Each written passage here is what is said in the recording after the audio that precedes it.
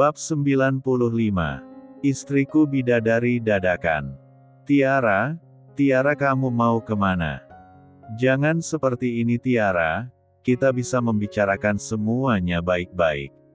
Ujar Kania menghampiri Tiara yang sedang memasukkan semua pakaiannya ke dalam koper. Ngakak, aku mau pergi dari sini, aku tidak ingin laki-laki itu mengambil Diko dari aku. Dan tolong Kak jangan pernah melarang aku pergi, lebih baik aku tinggal di panti bersama anak-anak, di sana aku bisa tinggal dengan tenang tanpa ada gangguan. Kania menarik tangan Tiara dan mendudukkannya di ranjang. Baiklah, kakak tidak akan melarangmu pergi, tapi kakak mohon dengarkan aku baik-baik, aku ingin bercerita tentang hidupku padamu. Tiara seketika diam. Kania pun tersenyum dan menggenggam kedua tangan Tiara. Kakak pernah berada di dalam posisi kamu Tiara, anak yang kakak kandung bukanlah dari hasil pernikahan kakak dan Mas Louis, anak ini ada sama seperti bayi Diko. Tiara diam saja, mencerna apa yang Kania bicara.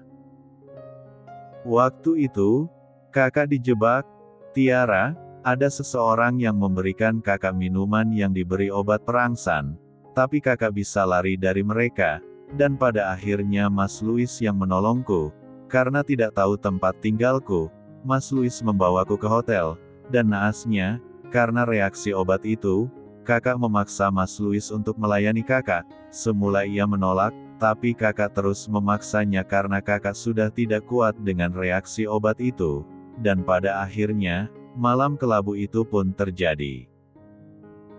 Kakak menyalahkan Mas Louis atas apa yang terjadi pada kakak. Kakak saat ini benar-benar hancur dan tidak tahu apa yang harus kakak lakukan.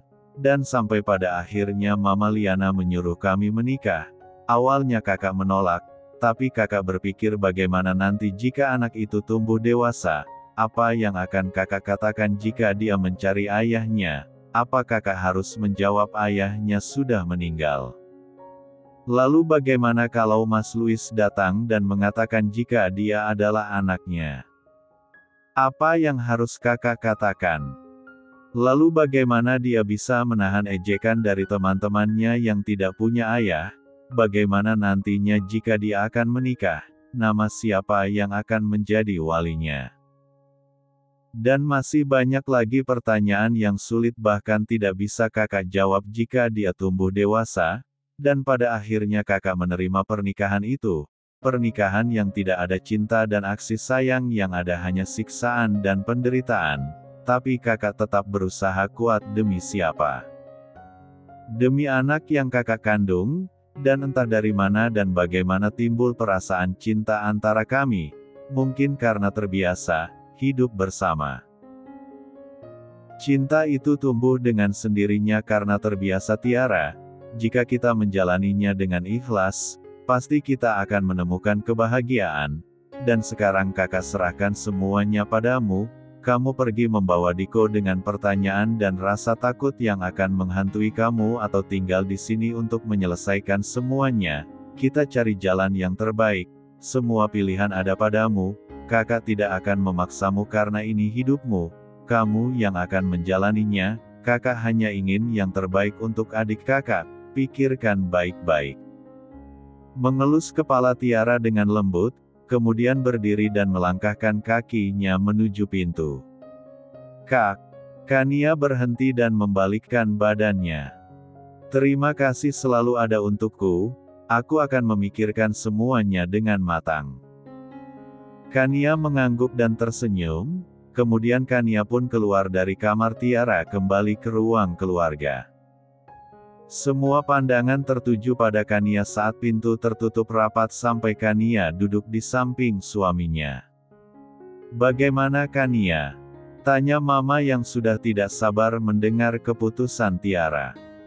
Dia bilang dia butuh waktu untuk berpikir Ma, Ini adalah keputusan yang sulit untuknya, biarkan dia sendiri dulu. Sahut Kania yang disetujui mama mertuanya. Makanya dinikahin dulu baru dipakai, jangan buka dos dulu. Ujar Louis mengejek sahabat sekaligus tangan kanannya. Kamu pun sama, tidak usah mengejek kalau kamu juga melakukan hal yang sama.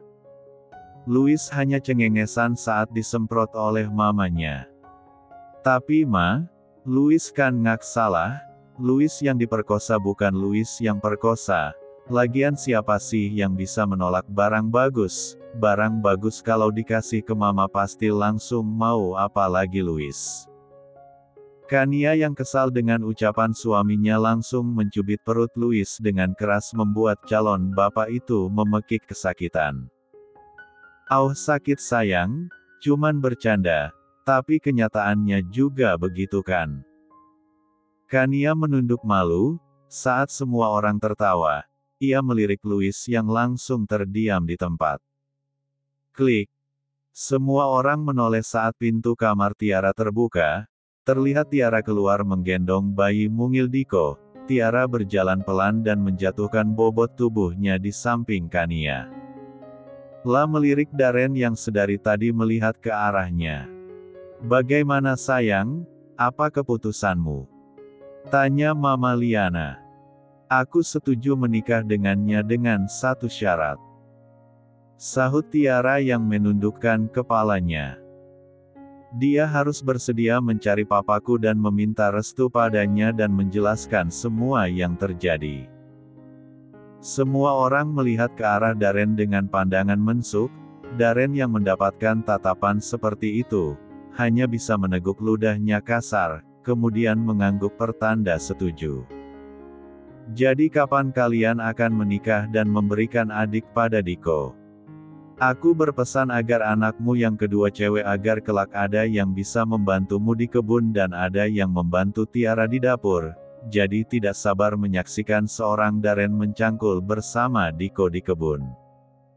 Lirikan maut tertuju pada Darren, hingga calon bapak itu hanya cengengesan. "Hanya, bercandamu tidak lucu," selip Darren. Dengan pandangan membunuh.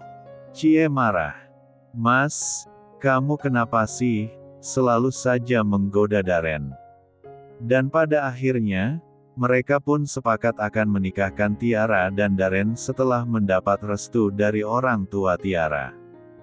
"Bisakah aku menggendong anakku?"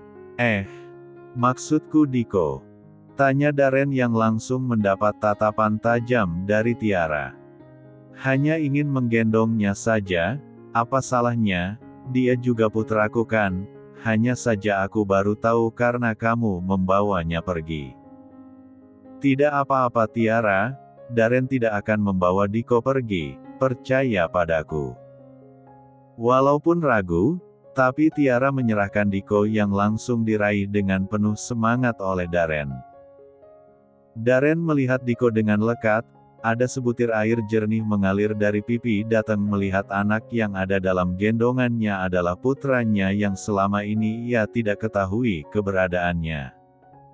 Ada rasa bahagia sekaligus rasa bersalah dalam hati Darren, mengapa dia bisa tidak tahu jika anak yang rebut kesuciannya akan membuahkan hasil. "Jadi ngak sabar deh nunggu kamu lahiran," ujar Louis seraya mengelus perut besar Kania. Bab 96. 1 minggu telah berlalu setelah terungkapnya siapa papa kandung bayi Diko. Kini Tiara sedang bersiap-siap untuk menemui ayah dan mamanya. Ada rasa takut dalam hati Tiara, mengingat perlakuan ayahnya dulu. Tiara sangat berharap jika ayahnya mengerti dan mau memaafkannya. Bagaimanapun Tiara sangat menyayanginya. Tiara berdiri dan menyibak sedikit tirai. Ia melihat mobil Darren mulai terparkir di hadapan mansion. Tiara menghela nafas panjang. Jika saja ia bisa memilih, ia akan berangkat sendiri daripada bersama Darren. Tapi dengan tegas Kania mengatakan jika dia harus berangkat bersama Darren, jika tidak Kania akan marah besar padanya, dan dengan berat hati Tiara pun berangkat bersama Darren. Hi baby mungil kesayangan mama, udah siapkan ketemu opa dan oma. Sama sayang mama juga, sudah 1 tahun mama nggak tahu kabar mereka, mama sangat merindukan mereka. Mencubit pipi kanan dan kiri bergantian, bayi mungil yang tidak tahu apa-apa itu hanya tersenyum seperti sedang mendengarkan lelucon dari mamanya. Mama sudah siap dan baby Diko pun sudah siap, sekarang kita temui ayah ya, ayah.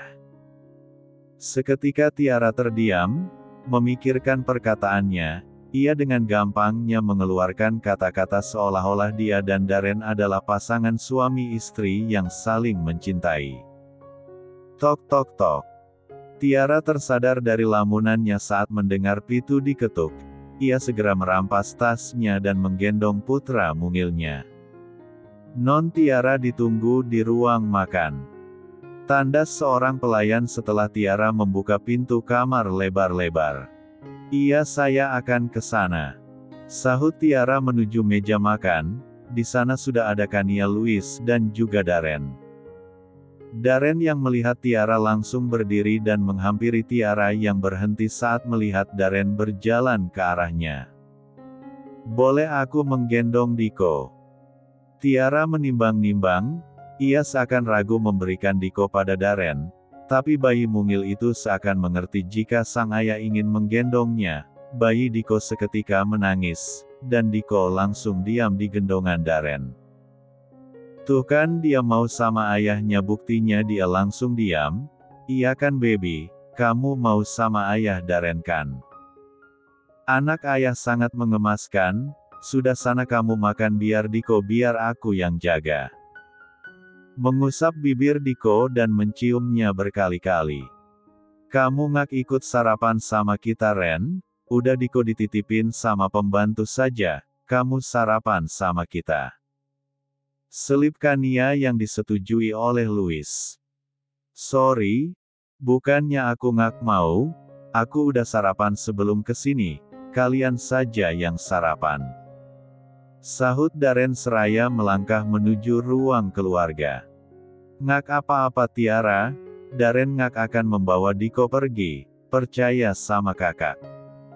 Ujar Kania saat melihat Tiara ingin menyusul Darren. Tiara mengangguk kemudian berjalan ke arah meja makan, tapi pandangannya tidak lepas dengan ruang keluarga. Hatinya merasa gelisah, ia takut jika Darren membawa anaknya pergi. Pelan-pelan Tiara, nanti kamu keselak. Kelakar Kania, Tiara tidak menghiraukan ucapan Kania, ia makan dengan cepat. Kak Nia Kak Louis aku berangkat dulu ya. Tiara langsung berdiri usai minum, ia berlari kecil ke ruang keluarga tentu saja ingin memastikan jika Darren tidak membawa putranya pergi. Terdengar helaan napas lega dari Tiara saat melihat Darren dan Diko masih ada di ruang keluarga. Udah siap? Tanya Darren saat melihat Tiara. Tiara mengangguk pelan kemudian Darren berdiri dan memberikan Diko pada Tiara. Aku pamit dulu sama Kania dan Louis, jika kamu ingin tunggu di luar silahkan kalau kamu ingin tunggu di sini juga nggak apa-apa. Darren berlalu dari hadapan Tiara menuju ruang makan. Tak lama kemudian Darren pun kembali, ia membuka pintu mobil dan membiarkan Tiara masuk. Oek-oek. Di tengah jalan, Diko menangis hal itu membuat Darren dan Tiara panik. Kenapa? Kok nangis terus? Mengelus kepala botak Diko, ada rasa khawatir dalam hati Darren melihat bayinya menangis. Sepertinya dia haus, dia ingin minum ASI. Darren menghela napas kasar, anaknya itu seakan tidak tahu tempat, bisa-bisanya ia ingin minum ASI di saat keadaan seperti ini. Ya sudah kenapa nggak kamu kasih, lihat tuh dia nangis terus. Tiara langsung menoleh dengan kasar saat mendengar ucapan Darren, apa laki-laki itu tidak berpikir jika mereka bukanlah suami istri. Aku tidak akan mengintip, aku akan fokus menyetir, tidak usah khawatir, anakku lebih lapar daripada aku, tidak usah khawatir aku janji tidak akan mengintip. Ujar Darren mengangkat tangannya membentuk huruf V. Tiara sebenarnya tidak ingin tapi melihat Diko yang terus menangis membuat ia melakukan hal memalukan itu. Katanya mau fokus nyetir, kenapa malah lihat ke sini? Tegur Tiara melihat Darren sedari tadi melihatnya. Darren langsung mengalihkan pandangannya. Jangan ngintip. Ia bawel. Perlahan Tiara membuka sebagian kancing bajunya dan memberikan ASI untuk bayi mungil yang terlihat kelaparan. Tadi dikasih ASI ngak mau, sekarang lagi ribet malah mau ASI. Anak siapa sih ngeselin banget. Ujarnya seraya mentul pipi gembul Diko. Anak ayahnya lah, dia kan anak aku, semoga aja suatu saat dia bisa sepertiku. Ya sayang kamu harus support. Ayah jika sudah besar, kamu tidak boleh mi.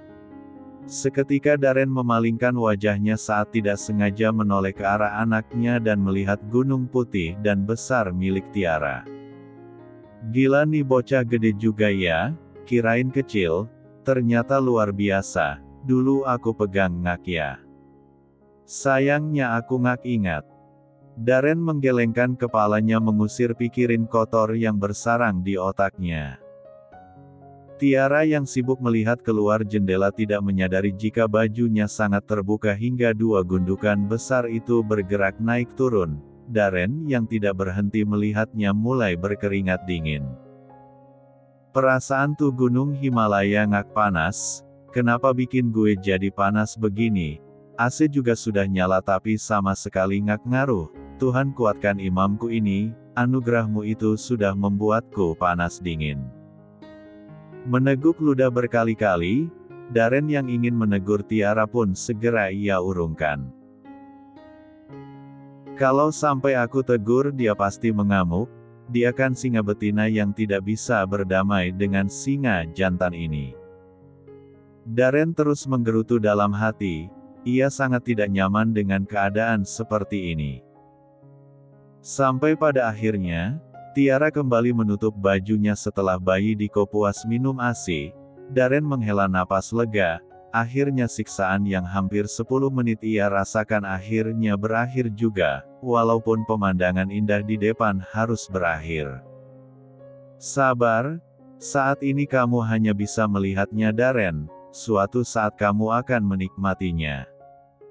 Ujar Darren hati, seraya fokus menyetir. Bab 97. Setelah sampai, Tiara langsung turun. Ia sudah tidak sabar bertemu dengan mama dan ayahnya. Ia yakin kemarahan kedua orang tuanya akan reda jika melihat Diko. Tapi sayangnya, saat sampai di depan gerbang itu terkunci. Tiara melihat keadaan rumahnya yang seperti sudah lama ditinggalkan. Gembok yang terpasang pun sudah berkarat. Kalian cari siapa? Seorang wanita berumuran Mama Liana datang dan bertanya. Pemilik rumah ini kemana ya Bu?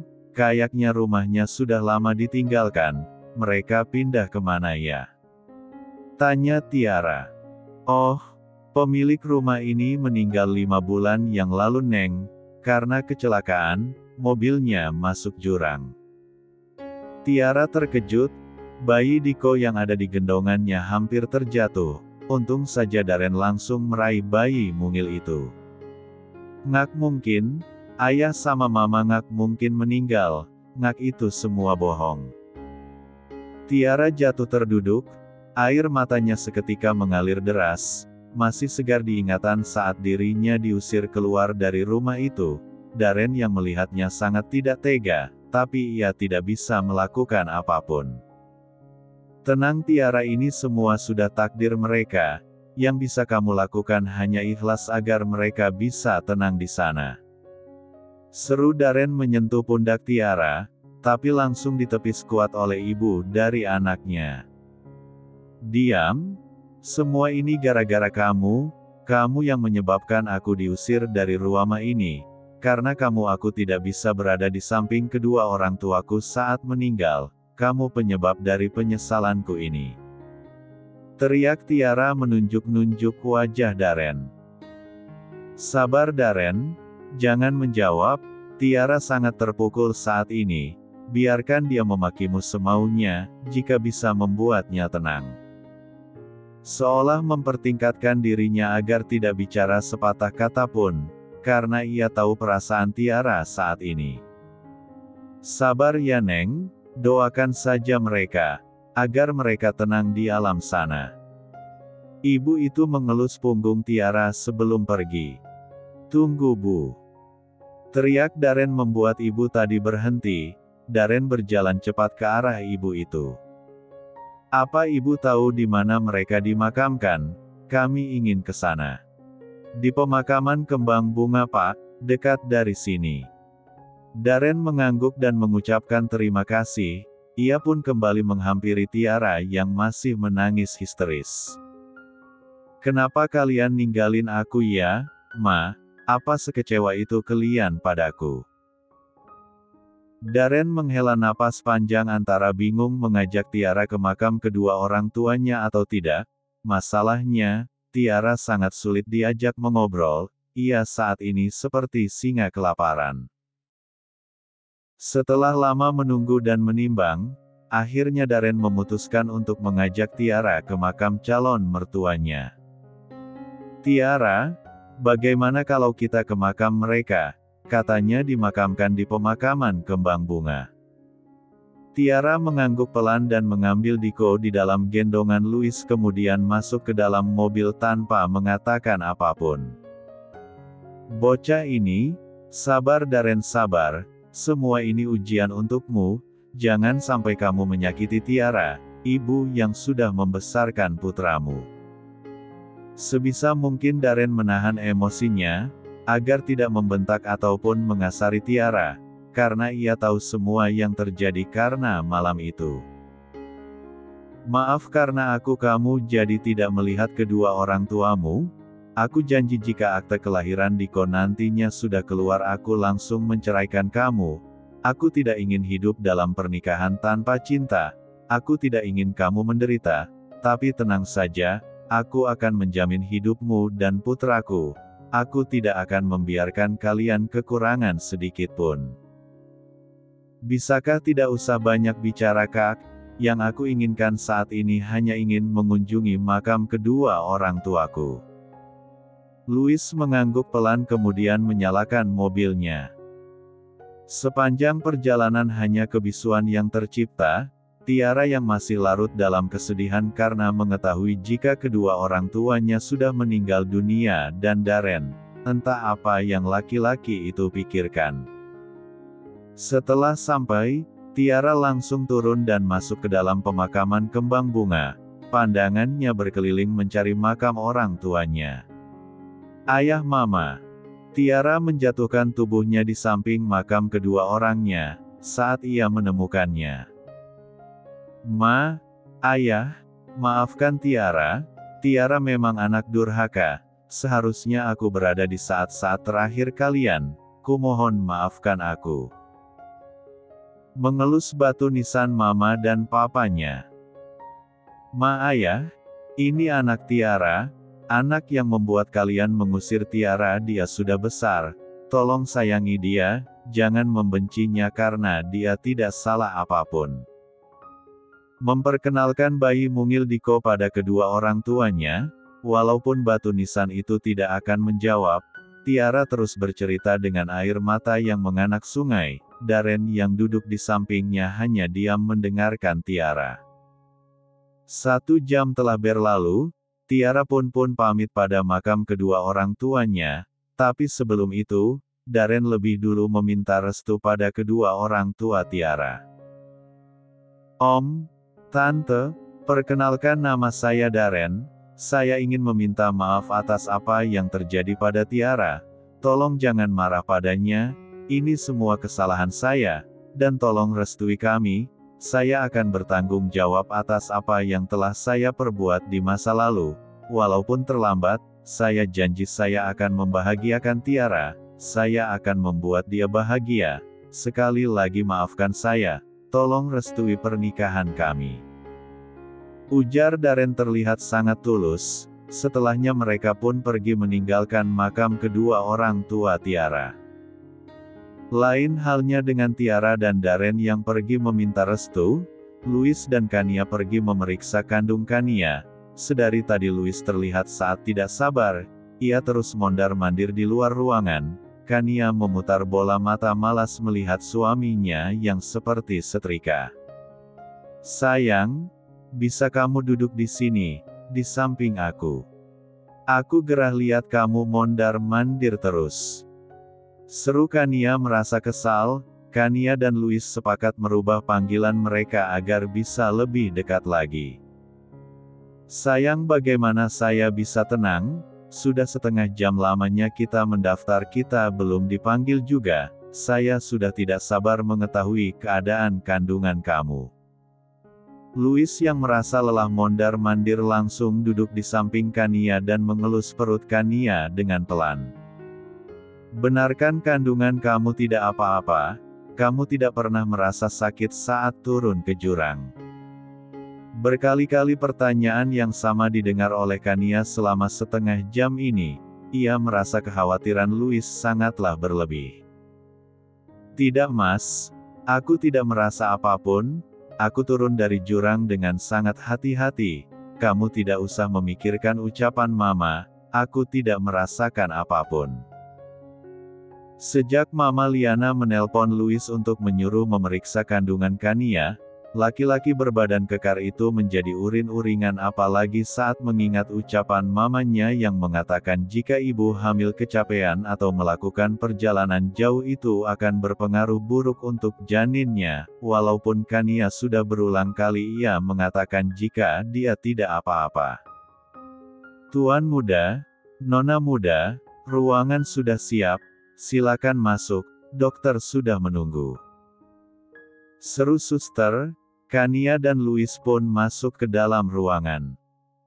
Bab 98. Jam menunjukkan pukul 4 sore, Darren mengantar Tiara ke mansion milik Louis setelah dari mall membeli baju dan mainan untuk putranya.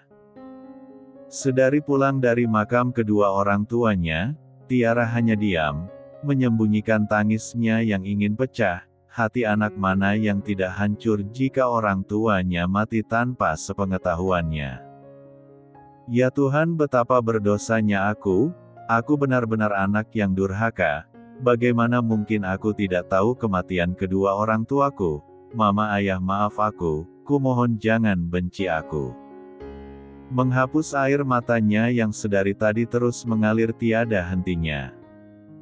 Darren yang duduk di samping Tiara hanya diam memperhatikan. Ia tidak berani menegur. Tiara bisa marah dan mengomel kapan saja di saat ia menegur. Diam lebih baik, pikir Darren. "Maafkan aku Tiara, semua ini karenaku. Jika waktu itu aku tidak meninggalkanmu mungkin saat ini kamu tidak akan sesedih ini. Jika waktu itu aku ada untuk mempertanggungjawabkan perbuatanku, kamu tidak akan menyesal seperti ini karena tidak mengetahui kabar kedua orang tuamu yang sudah tiada. Aku memang laki-laki brengsek." Menghela napas panjang, ingin sekali ia menepikan mobilnya dan memeluk tubuh lemah Tiara dan memberikan sedikit kekuatan. Tapi nyalinya tidak sebesar ini, baru memiringkannya saja tatapan penuh membunuh Tiara tertuju padanya. "Maafkan aku. Semua ini salahku. Andai saat itu aku menolak untuk keluar negeri menyelesaikan masalah perusahaan mungkin kamu tidak akan seperti ini. Aku sangat-sangat minta maaf. Kamu bisa menghukumku semaumu, aku akan menerimanya, bahkan aku siap masuk penjara jika kamu mengizinkannya." Tiara bungkam, hanya air mata yang ia keluarkan. Perasaan tidak terima begitu menggebu-gebu di dalam hatinya. "Aku benar-benar ingin menghukummu Kak, aku ingin kamu membayar semua perbuatanmu padaku. Tapi apa yang akan Diko pikirkan nanti jika dia tahu ayahnya seorang narapidana? Dan apa yang harus aku jawab jika nantinya Diko mengetahui bahwa yang menjebloskan ayahnya ke penjara mamanya sendiri?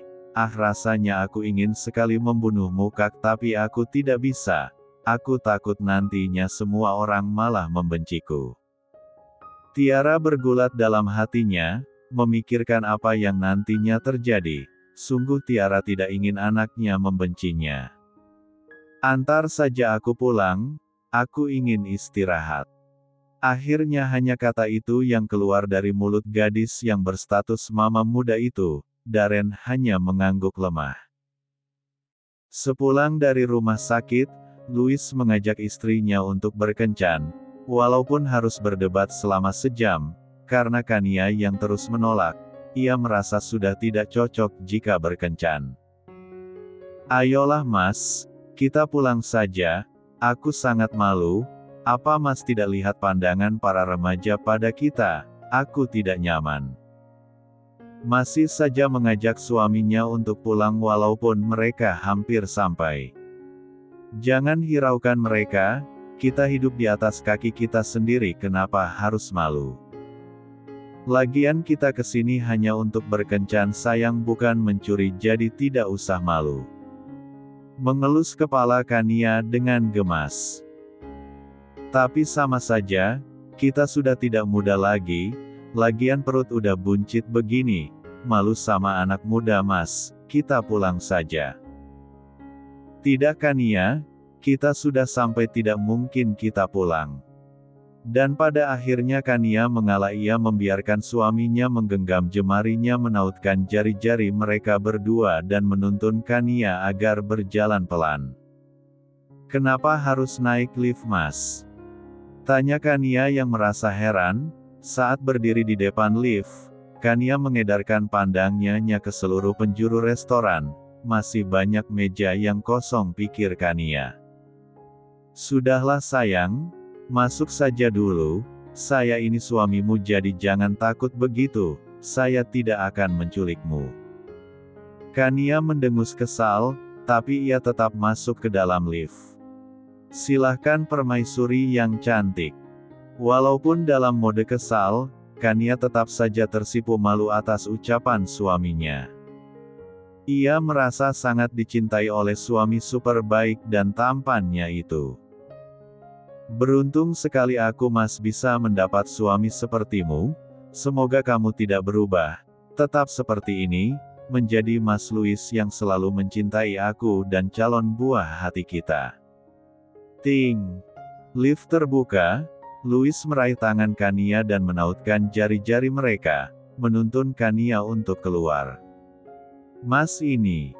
Semua ini untukmu, untuk istri cantik yang paling saya sayang dan saya cintai. Makasih Mas, ini semua sangatlah indah, kamu selalu saja membuat aku terkesan, aku sangat bahagia, terima kasih, aku mencintaimu. Memeluk erat tubuh suaminya.